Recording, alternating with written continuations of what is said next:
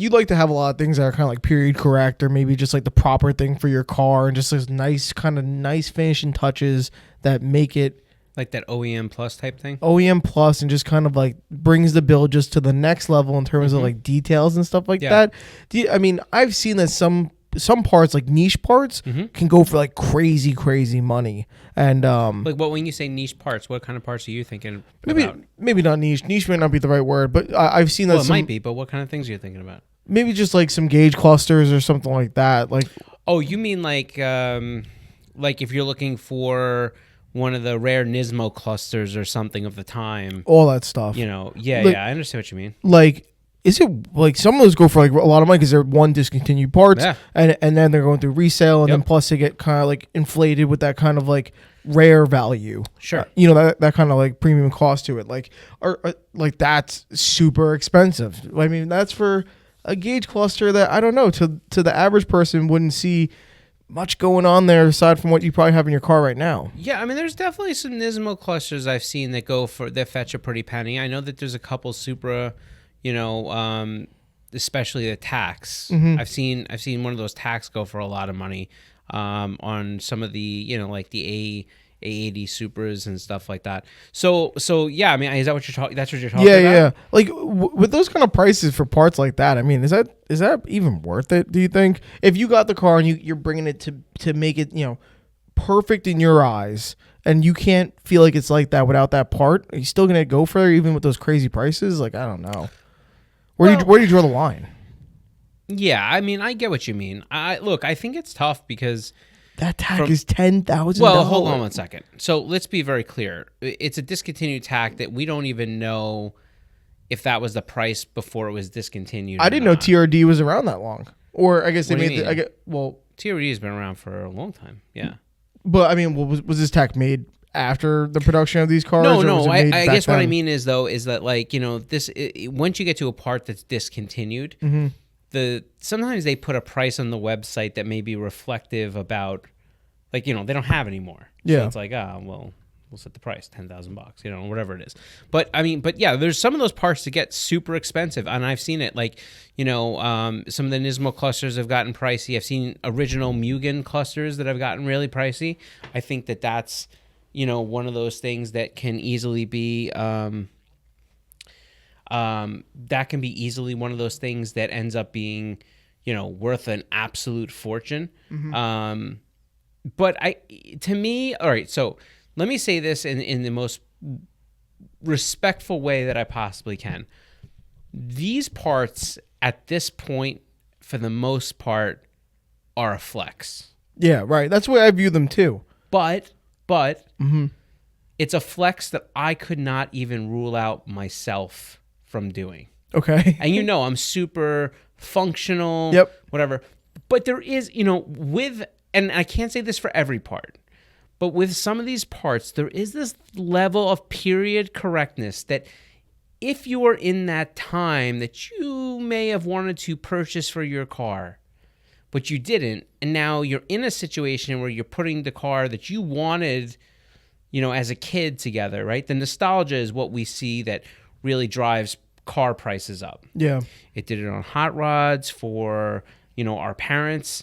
It's, you know, for us, it's, you know, 90s Japanese cars. Yep. Right? And, you know, as we get older, you know, the next generation, you know, they're probably going to be in love with their flying spaceships. But I think a lot of it comes down to, there are some things that I will spend more money on because they're more rare, and maybe there's something that I feel like makes the value of my car worth more to me. Right. I don't know that I could justify spending, you know, $10,000 on a cool valve cover that was like a limited, like, I don't know if I have that. Right. But what I can say on this, as much as I'm super into functional parts, I can respect the period correct strive, and I can respect the fact that these guys are, you know, a lot of it's like a treasure hunt. Yeah. You know, there is something to collections, right? I love that part about it. I love the treasure hunt thing. You know? I know you love it with cars. I do. I love it just in general with a lot of things, more than just cars, honestly. Yeah. But yeah, I really do love. Oh my goodness, that's expensive. Well, those are Ganador mirrors. But right, my goodness, and those have always been very expensive, and that's why they have a lot of the Ganador look mirrors. But I guess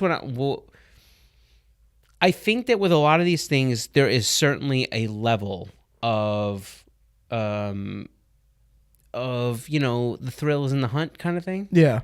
I know that there are some parts for my car that I leave on the car because they were period correct and may not be the ultimate high performance things, but it's also marginal that they're not. And I also know that there's people that I know that, own Skylines and own some of these things and own GTRs and they've, spent a good chunk of money to get, some really rare pieces that really are visual pieces, don't have anything to do with the working of the car, the performance of the car, whatever it may be. And their whole thing is they searched high and low for it. They finally found it. They spent the money on it. They know that they're one of a few that really have one of those. And for those who are in the know, when you open your hood at a car show, people are like, damn. Yeah. Right? And that's where the flex comes into it, I guess. But that's where the flex by definition comes into it. Yeah. I'm not saying flex is a negative term, right? No. You mean showing off. I mean, in a good way. Yeah, and look, there is something to this whole thing about like if you spend the kind of money that, let's say, it takes to get R34 GTR or an R33 GTR, I'll even throw R32 in there just so we don't leave anybody out. You know what I mean? But there is this nature of getting these parts that are not going to be on the average guy's car, right? Right. I have this thing about I would love. So, do you know Dustin Williams, the YouTuber? I don't actually. Okay. So he ended up. He's a really big YouTuber. Automotive, I would assume. Yeah, of course. Yeah, okay. He has that the Legends Garage. Oh, okay. You've seen him. Yeah. You may not know his name, but you're gonna anyhow. So, and again, I'm not getting into this like him, hate him, don't. I don't know. That's not the point of today's conversation. But he had the experience that I would call my dream scenario. He saved up, this a few years back, saved up enough money to buy an R34 GTR. Okay. First off, he got the exact spec that I would buy if I could from Top Rank in Japan, right? Which is? It's a white, I believe it's a V-Spec, V-Spec 2, GTR. Yep, there it is. And he flew, and he bought it from Top Rank. Beautiful white, black interior, had a few different rare, very nice titanium or rare parts, right? Anyhow. Oh my goodness, look at that. So he flies to Japan to take possession of this car that he's waited so long for. He goes to Top Rank. He is able to, because when you own the car over there, what they do is they somehow set it up so that they can rent you your own car. So he can now drive his car legally on the streets of Japan before he was able to import it, because he bought it before they were allowed in the States yet. Okay? So he flies in. He goes to Top Rank. He sees his car. It's the car he's waited for his whole life. Finally, all that. Whatever. And then he gets to drive the car, take it out on the streets of Japan. I think that's super cool. He goes around to some of these little workshops and sees different parts of the country. But then he gets to go to the Nismo Omori factory. Okay, yeah. And he gets to buy a couple little pieces for his car. Oh, that's awesome. Right? That's awesome. And he gets to go out and he gets to put them on. And anyhow, so he done this a few times, and they swapped some different things off, and they did some maintenance over there, and then he left the car, and then he came back, a year later and drove the car and did some different things, pandemic stuff.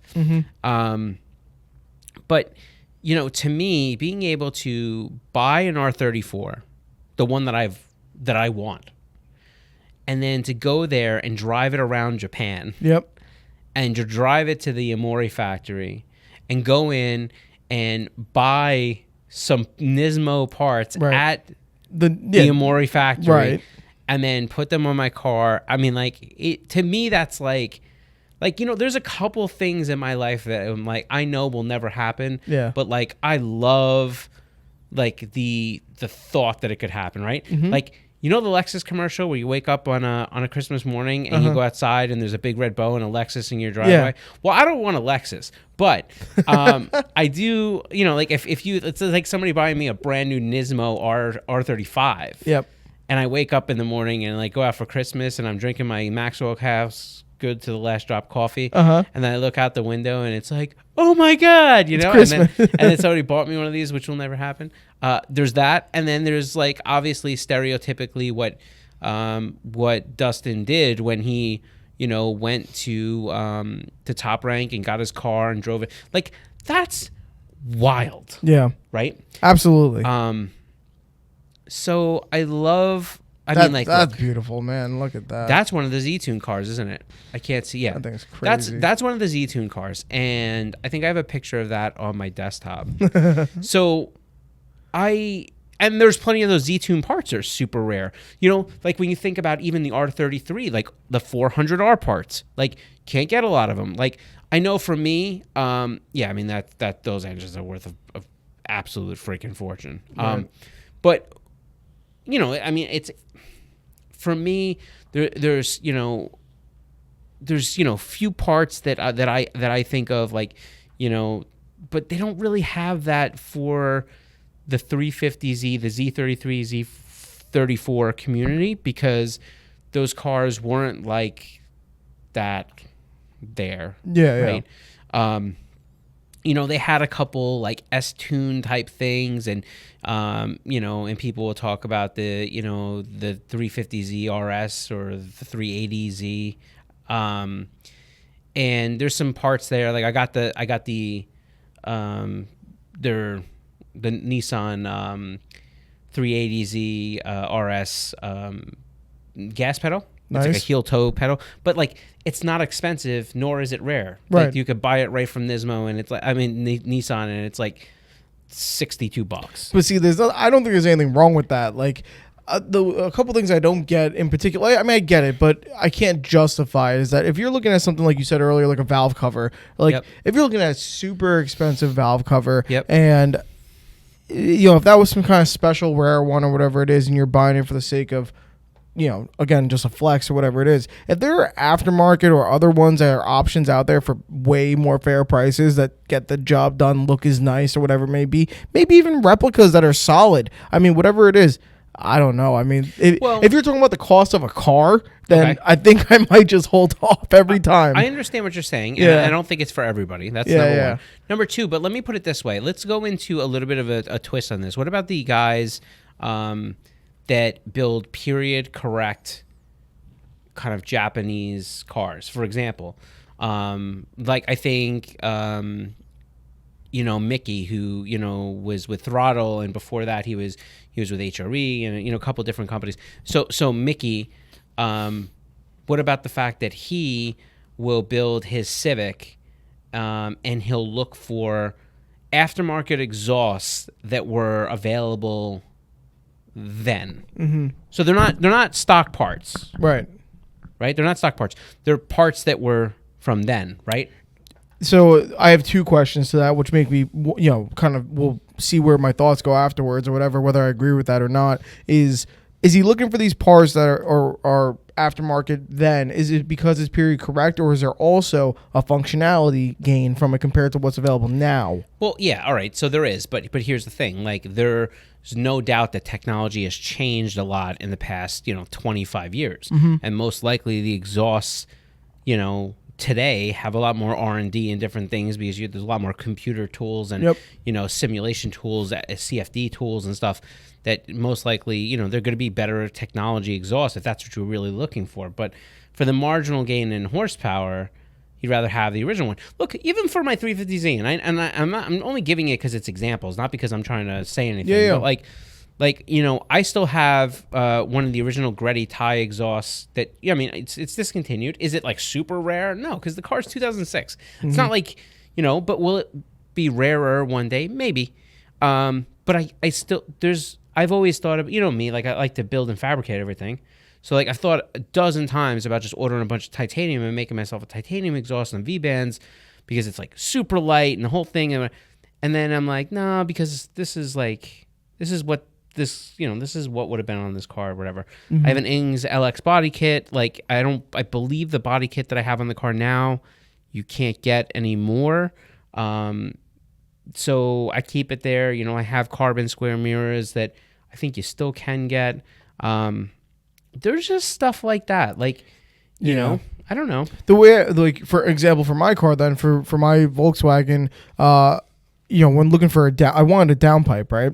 There was a downpipe by AWE that I wanted particularly. I actually called them up and I said, like, I can't find this thing anymore or whatever. And then the guy I spoke to was like, oh, we stopped selling that a few years ago, so it discontinued. And if I were to buy a downpipe for my car, I would have to now look for the AWE one on the used market. And there are other options out there. And the reason I would prefer the AWE is just based on the performance of a downpipe is going to be basically the same depending on who I go with. So it doesn't really matter for that. But the sound that the AWE gave was something of my liking. So if there was a reason like that to go with older parts where there was maybe just one thing that set it apart from the others, I totally get it because I would do the same thing in this case scenario. But if they were all the same or you can get better stuff with anything else that's not so rare, that I don't know. I mean, that's just questionable to me. Listen, I think in a lot of the scope, when you look at some of these really or more rare parts that are not... Maybe they didn't come on your car or you don't have them on your car and you find them. There's a level of the opportunity to buy something that's rare that not a lot of people have. I think the reason that R34s, 33s, and 32s went up so much, I mean, and we can get into a whole bunch of all the reasons, but a lot of it has to do with the fact that they're just rarer cars. There's not too many more left, right? And I think you'll always have a level of that. Some will exceed that level. Like, do I think that we're, good example is, some of these like DSMs and Eclipses and stuff like that now. Like, some now you're looking at cars and some of them will be, the cleaner examples will be 17 to 20 grand, right? But like, it's never going to be, even as rare as they get, they're never going to be the $155 to $300,000 examples that you're going to see with a GTR. Yeah, no, I agree. Little change of topic here, not really, but kind of the same thing. Do you think that you're going to, or maybe already, maybe I don't know enough, but do you think you're going to see the same kind of price range, I don't know if I can call it price gouging. Is that fair? I don't know.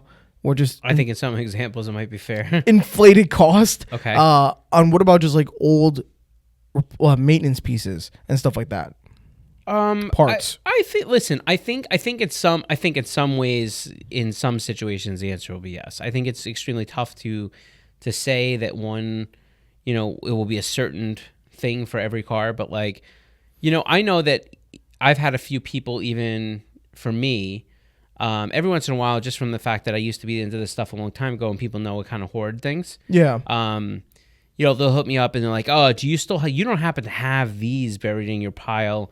For like, for DSM or for a 1G or for a 6-bolt engine, or do you happen to have a set of these gaskets, or I mean, that happens once in a while. That's exactly what I was thinking. Like, yeah, something like that, or I don't even, maybe even just clamps or brackets, or I don't even know. I mean, just weird stuff like that. There's always going to be a level of it. I mean, I don't know how much of it, today can't be reproduced or made, or, like even if for the cars that are super rare, there's always usually those you got to pay a lot more money, but there's like that type of, do-it-yourself replacements, cut your own gaskets kind of thing. May not be what it was, but, there's a level to that, right? I don't know. I mean, I think that some of these parts are cool because they kind of are part of the thrill of the hunt, and they look good. And you know, it's one of the non-functional flexes that I actually enjoy. Yeah. Because I enjoy seeing someone's car and being able to go, oh my God, do you know what the valve cover's worth? Like I get a kick out of that. You want what's so funny? You know what my flex is of like it's actually completely functional, but one flex that I normally have that I really like is if I get into someone's car or whatever and they put a lot into it and it's really nice or whatever. If you get into that car and the person's driving around, they have like little things, like nuances, like, yeah, because of that part, you get this rattle, or because of this, you get a rough idle, or whatever it may be. I love being able to have a car that looks good and just be like, just drives freaking great. Just normal, whatever, like, daily driving, everyday driving, no hassles, looks as good as it can, and everything just works perfectly. That's what that's what I like as a flex. I get that, and I'm slightly the opposite. Yeah. Right? Like, I'm not all the way opposite, but like, you know, I want everything to work as it should. I want everything to function. I don't want to take things out anymore on cars. I do want the OEM plus appearance, but I'll sacrifice a little grumble and a little vibration for the sense of having all the power feel like it's connected to everything. Yeah. Like, you know, I did rear subframe bushings. You know, I went, you know, not too long ago. I mean, and it's noticeably more distinct as far as when you get into the pedal, like. The power is more immediate, like there's less slop in the drivetrain. But I mean, I didn't make the car faster or anything like that, but like it feels more aggressive, right? And you know, and it's got a little bit of a drone on it when you're on decel, and there's a little bit more grumble and vibration. But like I'll trade that off to have that connected analog feel. Yeah. Every day of the week. Right. I've just always been that way. Like I can deal with some discomfort to have some enjoyment. Yeah. I used, my Civic was one of those cars that was just a nightmare to drive. Like it was just so, my friends would be like, no, I'm not taking you. Like, you're going to drive? Yeah, we'll go separate or something like that. Because it was just so damn loud and all the rumble and grumbles and all that kind of stuff, vibrations and whatnot. And there was a part of me that I think I just got sick of it. To the point where I was like, man, it's just so, you get into my dad's Camry or something, I'm just like, this is comfortable. You know, yeah, but I guess every day for 365, your Z is something you drive, 100%, occasionally, couple times, yeah. So 365 on that, a month, and but I agree with that. But like, I also think that's why it feeds in so much about having a secondary car, or a tertiary car, or for a fourth car or a fifth car or 10th or 12th, whatever number suits your boat. But like, the idea of being able to stomach it for a short period of time, there's something to it. Absolutely. And I think there's a level of that I still would do as well today. But I'll tell you this, it wouldn't be at the cost of $12,000 for a gauge, though. Yeah, and so I guess my ending standpoint on this is to each their own. Because I do think that there's these parts out there that really do enhance a build in a way of capturing nostalgia, capturing rarity, enhancing kind of some of the things. And I think a good example is like, and I often think, I'll be honest with you, I often think, what are the parts that I would want to capture now for my car that I think will make that type of impact later? And not just from a financial endpoint, right? Like, I think about it from like even like me getting a Nismo cluster, right? Mm-hmm. Like I know, like right now I could probably get one for $600 to $1,000 to $1,200 somewhere in that area. But what about the seats you want? Have you still been looking for them? You're talking about the Juke RS seats? I am. I sure am. I would settle with the 370. Here's where my sacrilege is going to come from. Those seats are really nice. The 370Z seats and the Juke RS seats are actually those Recaro Sportsters, which go for a lot of money on their own. I know what your little thing is and why you like one more than the other, but yeah, go for it. It has to do with the amount of red. Like, if you gave me, like, first off, those seats are... Those are great looking seats. I just don't have a lot of red in my build. Yeah. So like I would totally put those in, and like I look for them. I struggle spending for as much money as that they are, but I have found them where like they've been like $2,500 or $2,000. And for all those people that are about to interrupt into the comments and say, I can find those for $1,500. Yeah, but they're usually out of a car that's been smacked. Flooded. Well, no, it's not about flooded. That have been smacked, and those had airbags in the seats. And so usually they deploy, and somebody tries to stitch them up or makes them look better. Like if I get a pair of seats, like I want them to be like unsmacked. Right. You know what I mean? Yeah. So fair enough. So yeah, and I want the quality. I don't want to have to redo the leather. Like I want good, amazing quality seats. Anyhow, so bottom line is, yeah, they're a little expensive. I found them for like $2,500, and then when I go to pull the trigger, I'm like, man, but I don't really want that red, right? And then it's sacrilege to unstitch them or dye that red because you're taking something that should be like it is. You're such like a subdue guy. Like you love like you said, the dream R34 is white of all colors, White with black, and yeah. not. I mean, I like other not colors. Blue, not what's that grayish green color they have or whatever. First off, don't talk to me about Millennium Jade. There you go. See, that's what I'm talking about. All right. If you gave me a midnight purple, or midnight purple, right? Midnight purple car. If you gave me a Millennium Jade car, if you gave me I don't get me wrong, Bayside Blue, it doesn't matter. Like right. I would take those colors. And by the way, if you gave me Millennium Jade, I listen, Millennium Jade R34 is very cool. Let me tell you what I really like. That I really like the R35 T-Spec. I thought you were going to say 3. No, the R35 T-Spec with the Millennium Jade that they offer. I think it's really a gorgeous car, and I would love to own one. I mean, they're very expensive, but anyhow, bottom line is, yeah. But but come on, out of all the things you choose, yeah, that's cool. But but it's gorgeous. You choose the white finish. You want to get rid of the black accent on the seats to go black, right? Because you would do black, right? One of my biggest things with the Engs LX kit, first off, is that it doesn't look. It made the car more aggressive. You put it side by side, you'd be like, oh, yeah, that car looks way better. And there is something when you roll down the street that makes you go, man, that car looks good. I can't quite put my finger on what makes that different. But what I like about it is it follows the body lines, enhances the body lines of the car so much. I don't get stopped from cops. I don't get people like looking at me like I'm driving, some sort of, matchbox machine. Like, right. I don't get that. Life is probably a lot different if you're driving a bagged out pistachio something. Oh my God.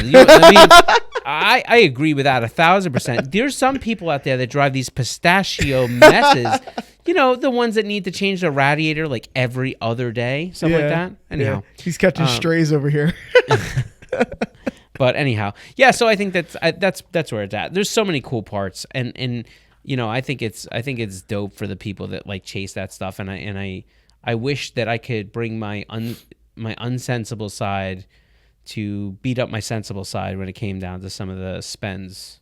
Yeah, I've always approached cars in such a broke college boy type of mindset, which is such a shame because even as I got older, it still kind of remains that way for me. Like I don't know, but I would love to get to the point where I can really just be like. Nice finishing touches and put those extra details into my cars because those are things I haven't done so much in the past. Yeah, it's all about what level of sickness you have. Like for me, I want to own an R34 GTR because I want to carry the legacy and its history forward. Like it means so much to me for what that car would mean. Some people get their dream cars, they save up their whole life, they get a GT3 RS or whatever it's going to be, and it's like it's their defining moment. And for me, like there's these Japanese, cars, especially like an R34 and R33 GTR, if it's a mint condition, a mint example, that, like people are like, well, what would you do? You wouldn't drive that all that much. It's worth so much money. No, maybe not. But like in the middle of the night, I might creep out and give it a hug. Yeah. You know what I mean? Just because it makes me happy. And me, if I ever got my quote unquote dream car, it'd be sold in a couple of years. Yeah. Well, and I'm not a big material guy, right? Yeah. It's nothing like that has ever got me. But I don't want it for anybody else. I want it for me. Yeah. I don't care what people know I own. I don't care what people think about me when I drive down the street. I don't care. I just there's something about it that's like I'm saving history. Yeah. No, I feel so passionate about that way for tons of things car related. I really do, especially manual cars and whatever it is in general, and anything fun. But I guess my approach has been, I'm getting really off topic here, but as much as someone can grab their car that they end up falling in love with, if you're, I don't know, this is my first BRZ or something, and I fell in love with it, and I did all these little things and made it just a beautiful car. I always thought in the time period that you had your car, over the 7 years you drove it and made it this great car that you love so much, I have tried and owned in different things with 7 different cars, and that was fun. Well, Like, I've actually now owned this car for 14 years. holy. I bought it in 2010. Wow. But with that said, like, you want to make your car different? I mean, my car is very different by going with a different car. so I'll tell you a quick story, and then I think we should wrap this thing up. Absolutely. All right. Quick story is, and it's the Reader's Digest version, is in 2009 when I bought my house with my wife, I owned 4 cars and 2 parts cars. Okay.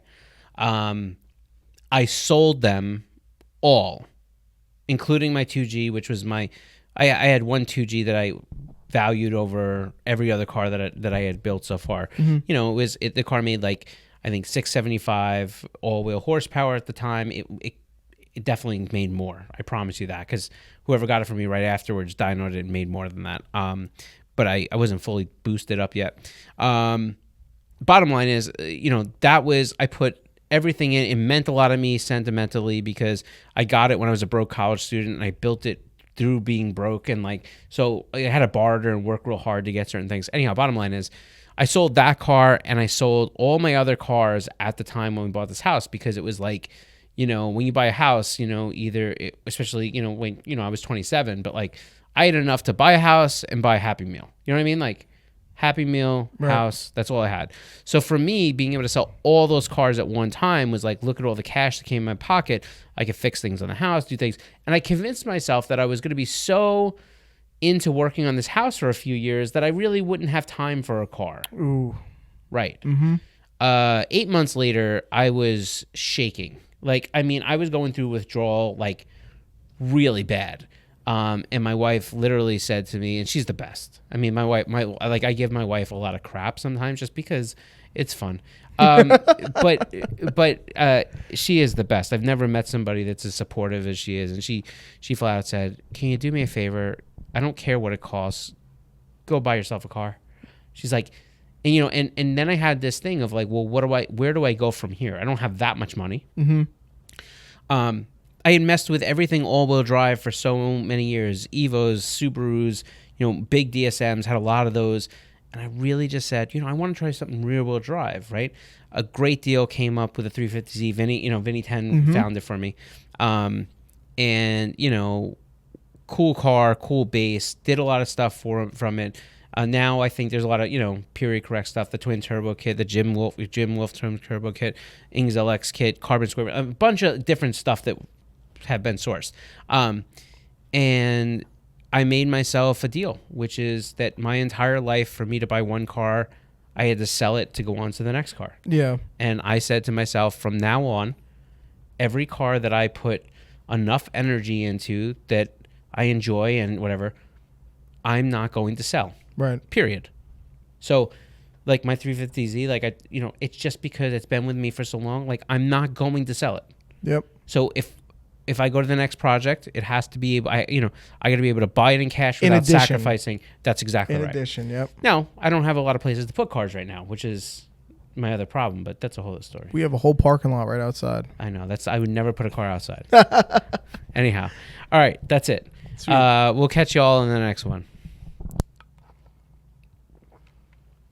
I know we're going back to back, right? I'm going to just stretch. Stretch. I need 2 minutes. All right, well, 2 minute yourself. 2 minutes.